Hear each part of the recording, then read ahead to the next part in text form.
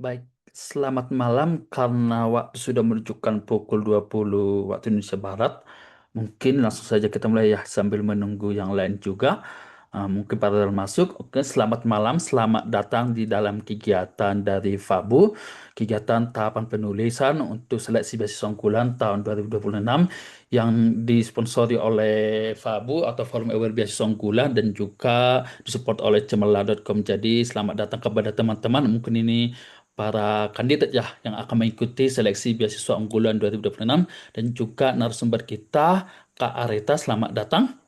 Eh, Semoga harapannya teman-teman masih semangat mengikuti sesi yang kelima ini. Harapannya nanti teman-teman bisa mengikuti dengan baik dan juga nanti ada sisi tanya jawab jadi bisa dimaksimalkan di sana. Oke, sebelum nanti saya serahkan kepada narasumber kita, izinkan saya sedikit menjelaskan profil beliau. Jadi Kak Areta Safa Andita ini merupakan award beasiswa unggulan tahun 2025 yang saat ini sedang menempuh pendidikan Magister Ilmu Peternakan di Universitas Gadjah Mada atau UGM, di mana selama menempuh pendidikan di empat, ia aktif dalam berbagai kegiatan riset, pengabdian kepada masyarakat, program kreativitas mahasiswa PKM, serta program pengembangan kepemimpinan, kewirausahaan, dan teknologi tingkat internasional yang diselenggarakan oleh APWINS bekerjasama dengan UNESCO dan juga UGM. Jadi ini ya teman-teman nanti narasumber kita yang akan membagikan tips dan trik bagaimana menulis esai yang baik itu terutama untuk bidang ilmu peternakan ya, karena memang fokus kita adalah di ilmu peternakan.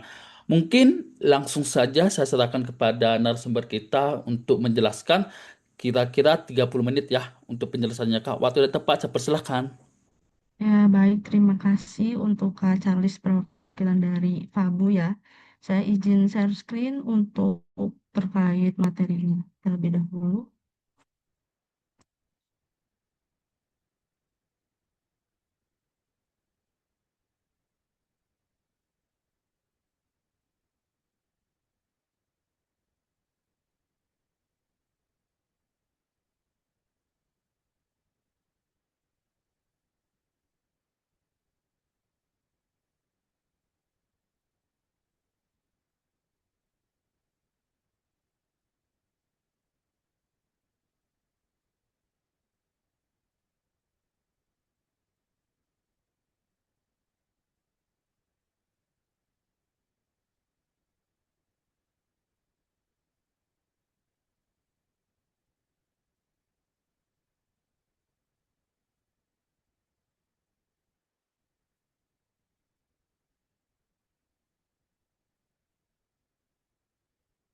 Baik, untuk materinya sendiri itu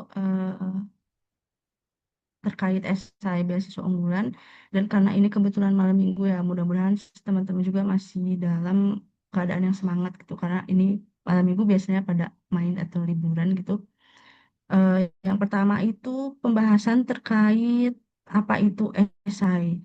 Kalau misalkan kita ketahui dan teman-teman bisa menulis atau terbiasa menulis terkait publikasi atau segala macamnya atau buku gitu, untuk esai sendiri itu sebuah tulisan argumentatif yang biasanya disampaikan untuk mengungkapkan sebuah gagasan maupun pandangan penulis yang berbasis data. Jadi di sini tuh nggak cuman argumen aja yang kita tuliskan, tapi juga ada data-data maupun pengalaman yang telah kita laksanakan atau lakukan gitu.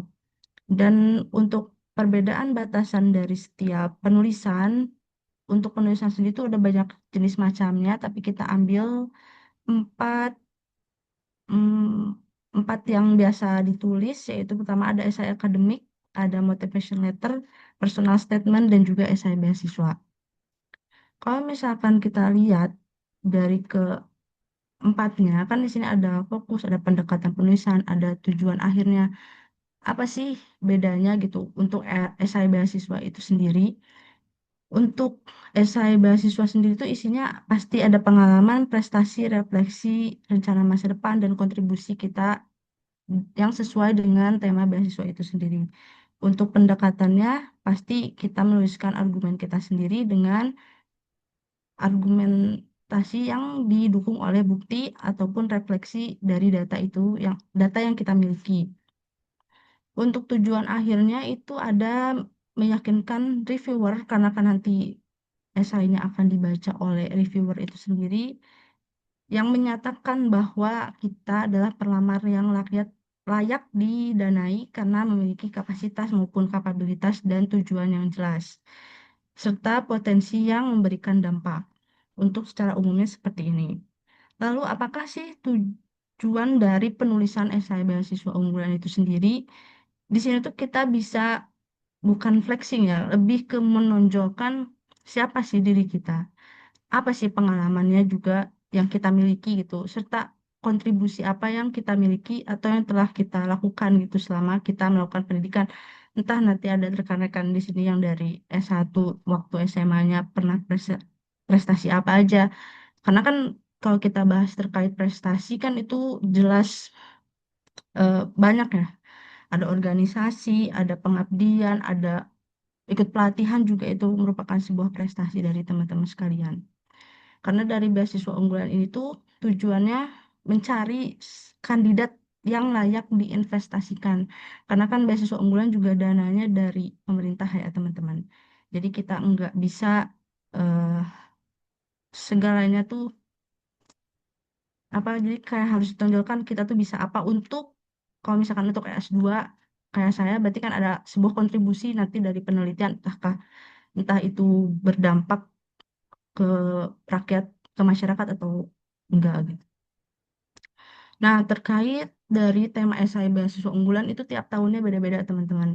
Nah, kalau misalkan dari pola perubahan tema yang saya dapatkan dan saya pelajari gitu, untuk dari tahun 2020 sampai 2021 itu fokus pada identitas diri. Berarti kan kita meng-highlight apa yang ada di diri kita dan kontribusi apa yang bisa kita lakukan gitu.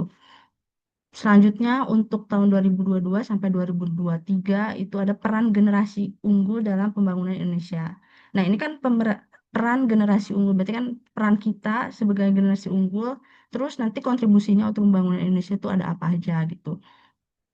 Terus ada 2024 itu menekankan pada karya nyata dan kontribusi.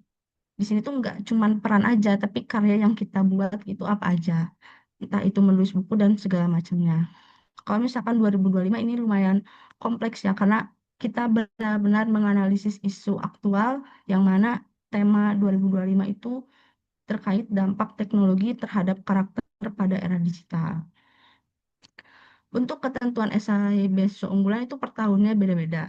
Kalau misalkan dari tema kan tadi udah ada per tahunnya juga beda-beda. Lalu untuk jumlah katanya nanti kalau misalkan udah ada buku panduannya bisa dibaca secara cermat gitu. Terus terkait substansi yang diminta dari seluruh poin. Jadi kalau misalkan ada buku panduan, apalagi tentang esai, kita harus kayak baca berulang-ulang ini maksudnya apa sih gitu. Apalagi kan eh, yang rekan-rekan yang udah S2 ataupun yang dari S1 mau lanjut ke S2 kan lumayan nih, pasti banyak banget prestasinya gitu.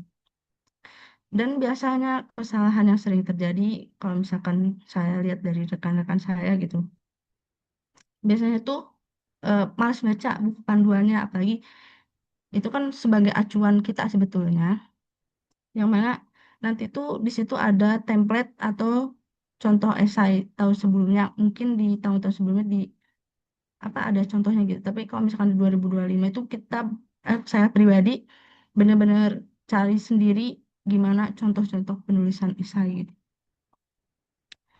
Untuk memahami tema melalui perspektif peternakan itu sendiri, teman-teman, kalau misalkan saya pribadi kan biasanya kalau banyak teman-teman mendengar terkait penulisan esai kan ada banyak metodenya ya, ada metode SMART, apa-apa, ada segala macamnya gitu. Kalau saya sendiri itu benar-benar eh, nge-breakdown karena memang saya lebih senang nulis ilmiah dibandingkan nulis esai yang menonjolkan diri saya gitu. Kalau misalkan dari tema 2025 itu kan ada terkait dampak teknologi terhadap karakter pada era digital. Saya lebih senang kayak nge-breakdown apa aja sih dari tema tersebut yang dibutuhkan yang nantinya bisa saya jawab melalui esai saya gitu. Untuk pertanyaan pertama tuh, apa kaitannya teknologi dengan bidang peternakan? Karena kan kita udah jelas tahu banyak banget eh, kaitannya teknologi dengan bidang peternakan, entah itu silase, entah itu FTMR dan segala macamnya gitu. Kalau misalkan rekan-rekan yang udah berkuliah gitu. Tapi kalau misalkan belum teman-teman yang belum atau mau baru S1 itu kita bisa baca-baca yang lagi booming nih di peternakan apa sekarang. Contohnya ada terkait sapi perah import. Nah, itu bisa dikaitkan teman-teman. Entah itu nanti dari teknologinya atau apa nanti bisa disesuaikan dengan tema esai 2026 kalau buku panduannya udah keluar. Terus saya buat juga breakdown pertanyaan bagaimana teknologi memengaruhi karakter peternak dan juga mahasiswa, yaitu saya pribadi. Jadi saya di dalam esai itu membahas bagaimana karakter saya terhadap teknologi yang ada gitu. Jadi kontribusi apa yang bisa saya buat, apalagi terkait teknologinya nantinya. Lagi ini terkait S2 tuh eh, lebih ke keterbaruan, ada keterbaruan tapi tidak sekompleks rekan-rekan S3 gitu. Selanjutnya, apa peran saya dalam menghadapi perubahan tersebut? Itu bisa dijelaskan nantinya oleh rekan-rekan sendiri. Selanjutnya, setelah saya membuat pertanyaan, saya menerjemahkan tema tersebut jadi benang merah. Karena kan yang dibahas itu teknologi, berarti kan ada transformasi digital yang nanti menjelaskan secara umum, nanti dikaitkan baru ke teknologi peternakan, selanjutnya terkait peningkatan literasi digital peternak, karena memang problem dari peternakan kita tuh ada eh, problem lah di literasinya gitu. Selanjutnya terkait karakter yang adaptif dan bertanggung jawab. Jadi karakternya tuh di sini bukan kita yang terpengaruh oleh teknologi atau segala macam, tapi lebih ke apa sih dampak positif karakter yang kita dapatkan dari adanya teknologi itu sendiri. Nah, di sini saya highlight kenapa terkait ketahanan pangan nasional. Karena ketika teman-teman menuliskan sebuah esai yang nantinya jadi esai beasiswa yang didanai pemerintah, kita harus meng-highlight apa sih kontribusi kita yang lagi di booming sekarang tuh kan ada SDGs ya teman-teman. Mungkin teman-teman yang udah kuliah bisa baca-baca atau teman-teman yang mau S1 juga bisa baca-baca gitu untuk apa aja SDGs yang berkaitan dengan peningkatan terhadap peternakan yang di Indonesia saat ini. Untuk yang jelas pasti dicantumkan pengalaman teman-teman, entah itu sekecil apapun, itu pasti ada berkaitan. Jadi walaupun kita organisasi pasti bisa dikait-kaitkan kok teman-teman, nggak yang harus selalu yang linear. Selanjutnya terkait struktur esai. Kalau misalkan saya itu, kalau nggak salah di sini saya mencantumkan ada 5. Yang pertama itu ada hook. Kenapa kita butuh gitu dari penulisan esai, apalagi paragraf pertama. Walaupun dijelaskan secara general gitu, tapi ada hook atau kayak apa ya, kayak apa sih yang membuat esai kita tuh menarik gitu. Untuk tujuan dari hook itu sendiri itu untuk menarik perhatian reviewer dan juga memperkenalkan isu yang akan kita bahas dan kita kaitkan. Untuk kutipannya pada esai saya pribadi itu membahas terkait transformasi digital, AI, IoT, dan serta ada pertanyaan dari paragraf pertama itu sendiri. Nah, pertanyaan yang saya buat di sini tuh yaitu terkait eh, saat digitalisasi diagungkan, bagaimana nasib dan tanggung jawab sosial. Jadi di sini teman-teman membuat apa sih yang akan kita bahas dan kita jawab gitu di esai kita. Selanjutnya untuk struktur esai setelah ada hook, apa sih? Pastikan perkenalan diri kita, nggak mungkin dong kita tiba-tiba langsung ke isinya apa aja gitu. Kenapa kita perlu memperkenalkan diri? Karena di situ ada latar belakang kita, kita sudah melakukan apa aja, lalu ada karakter yang kita dapatkan setelah melakukan itu tuh apa aja. Dan, tapi bukan kayak biodata biasa ya, jadi dikait-kaitkan begitu. Jika misalkan untuk di esai saya sendiri itu, karena saya tuh alumni dari teknologi veteriner yang juga interestnya di peternakan, yang mana saya tuh menuliskan bahwa sebagai mahasiswa peternakan, saya juga menyadari bahwa tantangan peternakan Indonesia tidak hanya berkaitan dengan peningkatan produksi, tapi juga rendahnya adaptasi teknologi dan literasi digital di tingkat peternakan tadi udah ada masuk ke bagian benang merahnya itu sendiri ya teman-teman. Selanjutnya terkait bukti dan pengalaman. Di dalam esai itu bukan sekedar kita aku juara satu karate misalkan. Enggak gitu teman-teman. Tapi kayak dijelaskan lebih detailnya dari saya menjuarai karate, saya memiliki sikap yang bertanggung jawab, disiplin, berkomitmen dan segala macamnya.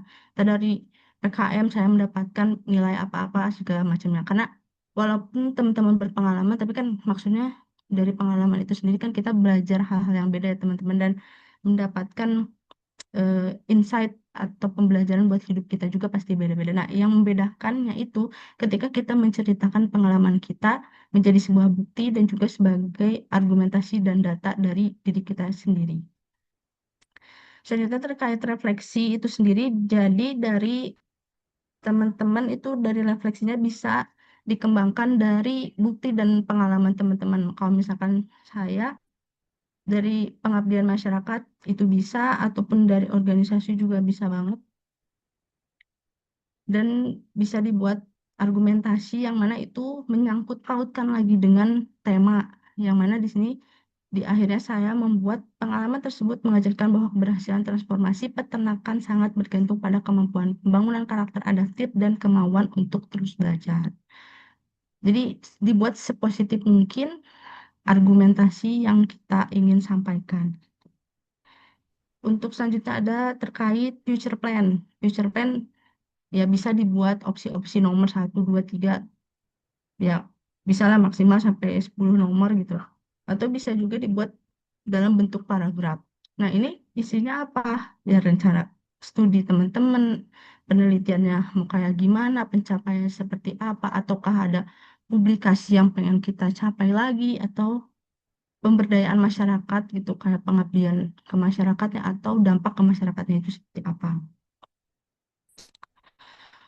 Untuk penutupnya, ini tuh mengulas dari semua yang sudah kita tulis dan juga dipercantik dengan kata-kata kiasan-kiasan aja teman-teman. Jadi eh, nggak usah terlalu kaku gitu kayak untuk penutupnya saya menginginkan ini enggak.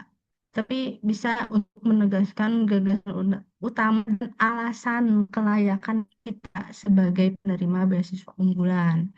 Kalau saya di essay saya tuh mencantumkan saya percaya bahwa kemajuan teknologi lagi-lagi kita percaya kalau misalkan mempercayakan diri kita kalau misalkan kita mendapatkan beasiswa ini kita bisa memajukan sebuah teknologi dari bidang peternakan atau segala macamnya apalagi kalau misalkan peternakan kan berhubungan langsung dengan masyarakat teman-teman untuk secara umum terkait kerangka berpikirnya jadi sebelum membuat eh, benang merah, kita juga harus sudah ada kerangka berpikir secara general. Untuk kerangka berpikir secara general itu sendiri tuh ada terkait garis besarnya kita berasal dari mana ilmu peternakan, entah dari peternakan atau industri dan ilmu peternakan itu dari prodi masing-masing teman-teman. Lalu solusi dari permasalahan dari ilmu peternakan tuh adanya apa aja sih teman-teman gitu. Lalu dari solusi tersebut nanti kita balik lagi ke kontribusi atau manfaat kita bagi peternak lalu apa aja bagi program yang sedang pemerintah canangkan. Kalau misalkan sekarang nih lagi pemerintah lagi gencar-gencarnya lah MBG lah ibarat katanya. Ya walaupun terkait dengan segala problemnya kita harus tetap ber apa ya, berpositif dan bisa memberikan dampak setidaknya beberapa kalimat ataupun beberapa argumentatif yang bisa teman-teman sampaikan. Nah, ini tuh bisa teman-teman juga kutip dari sebuah berita gitu apa gimana. Di berita ini dituliskan begini-begini. Nanti teman-teman bisa menargumentasikan selanjutnya dari saya pribadi perbaikannya mungkin begini. Itu bisa jadi salah satunya teman-teman. Dan selanjutnya dampak bagi Indonesia itu wajib banget karena lagi-lagi yang kita dapatkan itu beasiswanya juga dari beasiswa pemerintah ya. Selanjutnya untuk menggabungkan benang merah yang sudah dari tadi didapatkan dari tema, dilanjutkan penggabungan dengan kerangka berpikir yang kita buat gitu secara general. Yang pertama tadi tema 2025 tuh ada apa sih? Nah, selanjutnya baru kita breakdown ke dalam pertanyaan yang sudah tadi kita buat. Lalu Nanti peternakannya kita harus tetap meng-highlight peternakannya itu sebagai konteks yang akan kita bahas. Jadi eh, sebisa mungkin teman-teman tuh mengelaborasi pembahasan teman-teman dengan peternakan. Mau nggak mau, walaupun ya menurut kadang saya juga nulis suka nggak nyambung gitu kadang kalau baca kalimat. Tapi sebisa mungkin teman-teman juga pasti bisa dan pasti udah jago-jago juga buat nulis pasti bisa menyambungkan kalimat itu gitu. Selanjutnya terkait kontribusi melalui riset dan pengabdian. Ya, teman-teman juga ini kan bisa masuk ke future plan itu sendiri dan juga kontribusi di akhir. Dan selanjutnya yang terakhir itu terkait membangun peternakan yang inklusif dan etis. Kan ini mengaitkan dengan karakter ya teman-teman. Jadi nggak bisa yang apa kita hanya membahas terkait teknologi itu sendiri. Jadi ada input, proses, dan juga outputnya. Selanjutnya, yang mana setiap pengalaman yang saya tulis itu selalu kembali pada hubungan antara teknologi, karakter, dan kontribusi. Jadi wajib ketika teman-teman dapat tema, teman-teman harus breakdown dulu biar nanti penulisannya lebih mudah. Selanjutnya terkait evaluasi dan proofreading essay. Biasanya kalau misalkan terkait substansi ya, itu tuh apakah yang kita tulis tuh bisa mendukung dari tema. Itu menjadi pertanyaan. Itu kita evaluasi dari penulisan kita, kita baca berulang-ulang walaupun nanti waktunya sempit ya teman-teman, tapi kita pasti bisa kayak baca berulang-ulang, kita cermati kalimatnya satu-satu gitu. Terus logikanya, logika di sini tuh apa sih? Kayak alur pemikirannya teman-teman dari apakah dari alur pengalaman, refleksi kontribusi itu bisa tersusun secara runtut dan saling terhubung. Untuk terkait bahasa, jangan lupa kita pakai PUEB ya teman-teman biar baku bahasa-bahasanya juga. Dan kalau misalkan untuk proofreading bisa pakai reviewer entah itu misalkan teman-teman bisa dekat sama dosen atau guru bahasa Indonesia gitu atau dosen yang memang sangat dekat atau pernah publikasi dengan beliau bisa dibacakan atau dengan sesama teman yang bisa dipercaya gitu itu bisa banget atau alumni beasiswa unggulan untuk membaca esai dan memberikan masukan yang objektif karena itu perlu banget teman-teman karena waktu saya nulis pun saya eh, waktu itu nyari yang dari peternakan lumayan sulit dan untungnya ketemu dan di proofreading oleh beliau gitu. Ya biasanya kalau misalkan proofreading kan nggak hanya memperbaiki tipe tapi eh, memperbaiki juga tulisan argumen yang kita tulis tuh apakah bagus atau enggak gitu. Selanjutnya untuk terkait penutup kalau dari saya pribadi karena ini udah nanti bisa teman-teman kalau misalkan ada yang kurang atau apa, butuh apa gitu bisa tanya ke saya langsung nanti pas bagian sesi tanya jawab. Jadi saya langsung ke bagian penutup aja. Untuk penutup sendiri tuh dari beasiswa unggulan bukan sekedar tulisan, tapi juga representatif dari cara berpikir kita. Terus jangan lupa teman-teman dari yang kita tulis tuh komitmen kita juga dan kontribusi kita bagi Indonesia. Dan reviewer juga nggak hanya menilai apa yang udah kita capai, tapi gimana teman-teman bisa belajar dari pengalaman itu sendiri, membentuk diri yang lebih positif lagi gitu. Dan apa dampaknya dari teman-teman lakukan kegiatan tersebut gitu. Untuk pesan utama yang ingin saya sampaikan itu terkait esai itu bukan CV yang perlu dipanjangkan dengan argumentasi yang eh, panjang lebar gitu. Karena kalau esai beasiswa pasti kan mencakup segala hal ya termasuk pengalaman termasuk juga bagian dari prestasi tapi sebisa mungkin teman-teman eh, mengaitkannya dengan dampak positif yang teman-teman itu dapatkan itu sendiri lalu terkait benang merahnya juga harus konsisten dari penulisan awal sampai ke akhir terus revisi itu wajib teman-teman karena kita nggak bisa yang namanya nulis sekali langsung jadi gitu.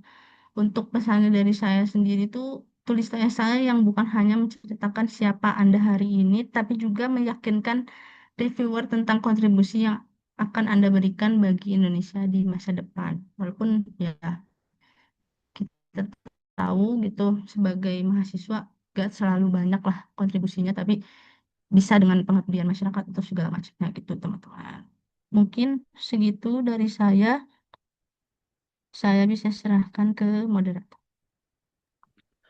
Baik, terima kasih untuk pemaparan materi yang telah disampaikan oleh narasumber kita. Selanjutnya kita bergeser ke sesi Q&A. Jadi saya persilahkan kepada teman-teman yang ingin mungkin diperjelas atau mungkin diperdalam terkait dengan mungkin sudah ada yang buat esainya gitu ya terkait dengan studinya masing-masing di ilmu peternakan. Jadi saya persilahkan bisa raise hand langsung untuk memudahkan teman-teman. Silahkan. Ada sekitar 12 orang di sini. Silakan jika ada yang mau bertanya.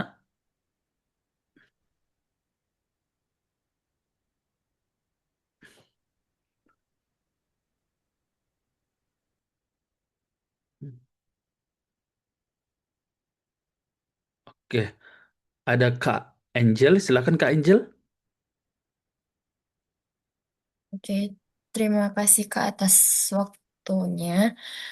Izin bertanya, Kak, gimana sih di bagian future plan itu supaya kita tuh nggak kelihatan omong kosong gitu loh dari eh, di pihak reviewernya. Gitu aja Kak. Terima kasih. Bisa langsung dijawab, Kak? Bisa Kak, bisa. Silakan. Oke, terima kasih atas pertanyaannya. Kalau misalkan terkait future plan biar nggak jadi omong kosong. Untuk Angel sendiri itu dari S1 apa S2 kira-kira sekarang? S1 Kak.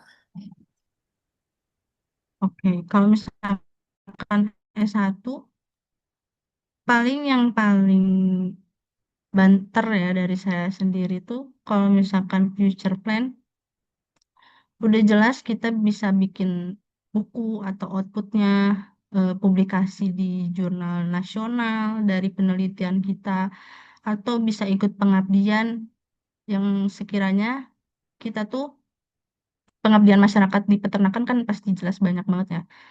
Bisa ikut itu juga atau ikut lomba itu nggak masalah bisa dicantumkan juga karena saya mencantumkan itu atau misalkan apa ya yang realistis yang setidaknya dan itu tuh tersedia gitu di eh, universitas atau di fakultas peternakan yang Angel lagi belajar gitu. Apakah menjawab atau perlu yang lain? Gimana Kak Angel? Udah Kak, terima kasih banyak atas jawabannya. Oke, siap. Selanjutnya di kolom chat tadi ya, sebenarnya Oke, dari terima Kak kasih Faika. juga. Dari Kak Faika, seberapa berpengaruh esai dalam kelulusan beasiswa unggulan?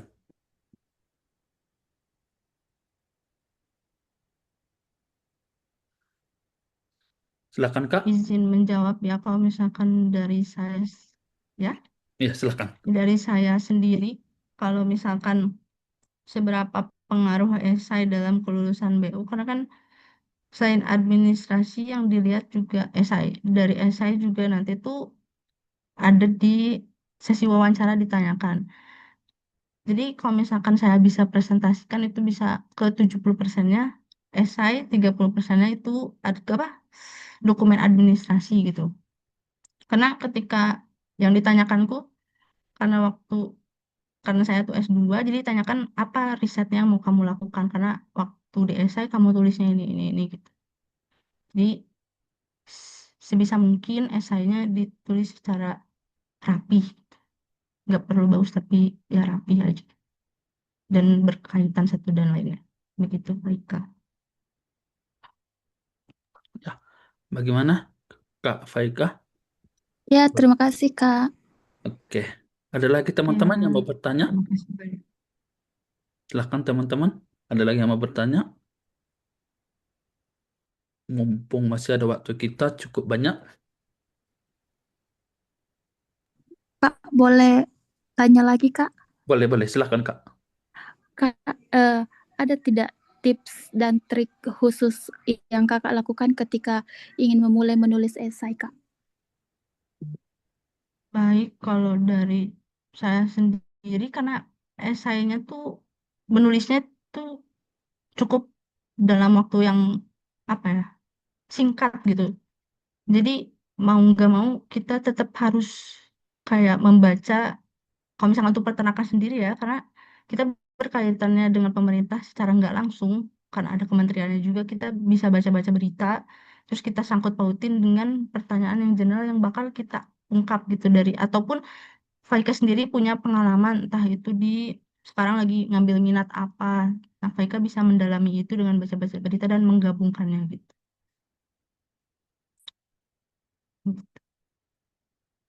Oke, gimana Kak Apakah Faika? menjawab? Iya, Gimana? cukup. Makasih, Kak. Oke, baik. Kita bergeser Terima ke kasih. pertanyaan selanjutnya. Dari Kak Anin, kira-kira kesalahan apa yang sebaiknya dihindari selama pembuatan esai?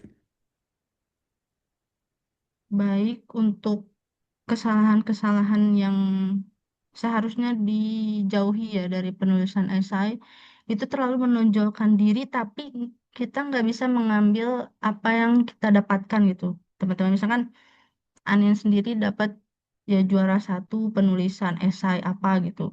Tapi Anin sendiri nggak bisa mengungkapkan, saya tuh dari penulisan esai, saya dapat nilai apa ya. Nah, misalkan di penulisan esai, berarti kan saya bisa lebih rapi dalam menulis dan bisa juga nanti tuh berkontribusi dalam penulisan publikasi, misal. Nah, itu bisa juga nanti dicantumin, dilanjutin ke future plan, jadi saling berkaitan gitu. Apakah menjawab? Bagaimana Kak Terima Ainin? kasih, Kak. Oke, siap. Semoga Ya, menjawab. baik. Oke, ada Kak Marelsa. Silakan Kak Marelsa. Baik, terima kasih atas kesempatannya, Kak. Sebelumnya, perkenalkan, saya Marelsa yang akan mendaftar beasiswa unggulan untuk S2. Nah, saya mau bertanya dengan Kak Areta Safa, untuk penulisan esai di substansinya itu, apakah harus memperhatikan SPOK atau boleh di awal kalimat itu terdapat kalimat konjungsi seperti itu? Kemudian, yang kedua, dari substansi esai tersebut, untuk sekiranya yang cocok untuk plan-plan dari ke depan untuk S2 seperti apa?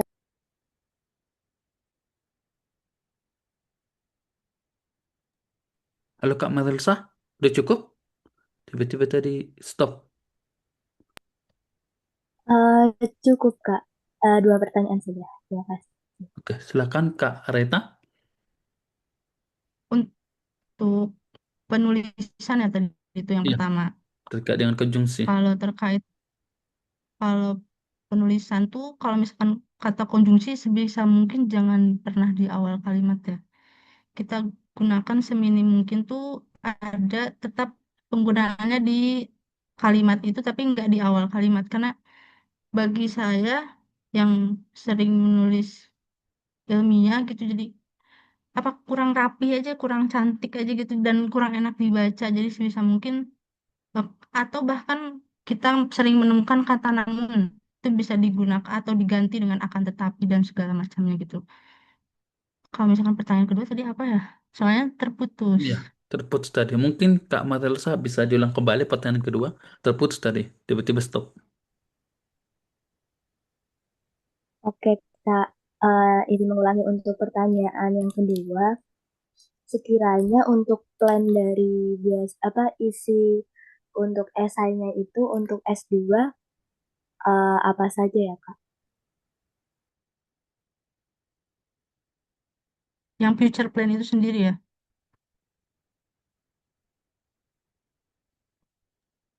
Halo Kak Marelsa. Iya, betul, Kak.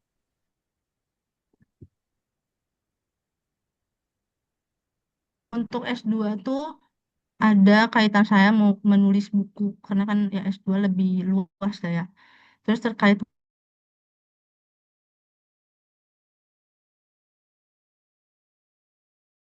lebih tinggi gitu.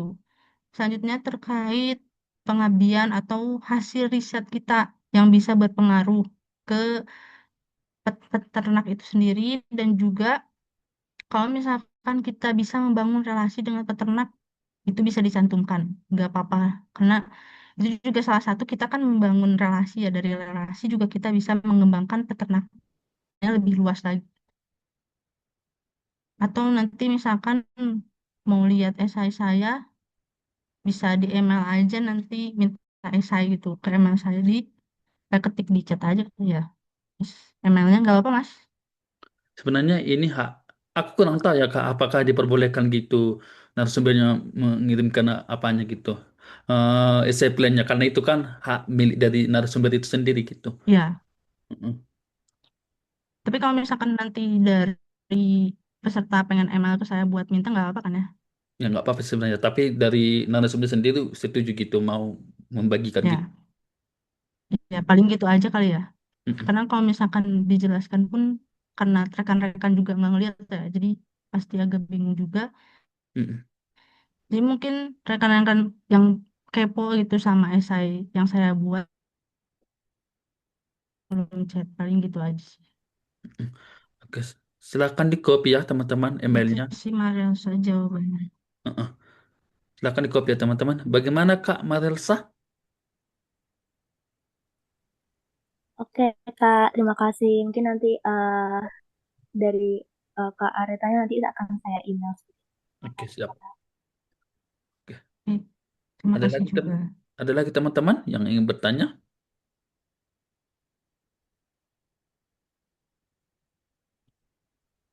Ada lagi kah? Saya tunggu 5 detik ya.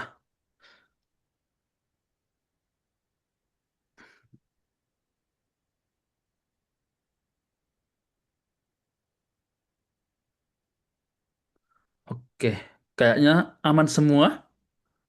Tidak ada lagi yang resign dan juga kirim soal di chat, pertanyaan di chat.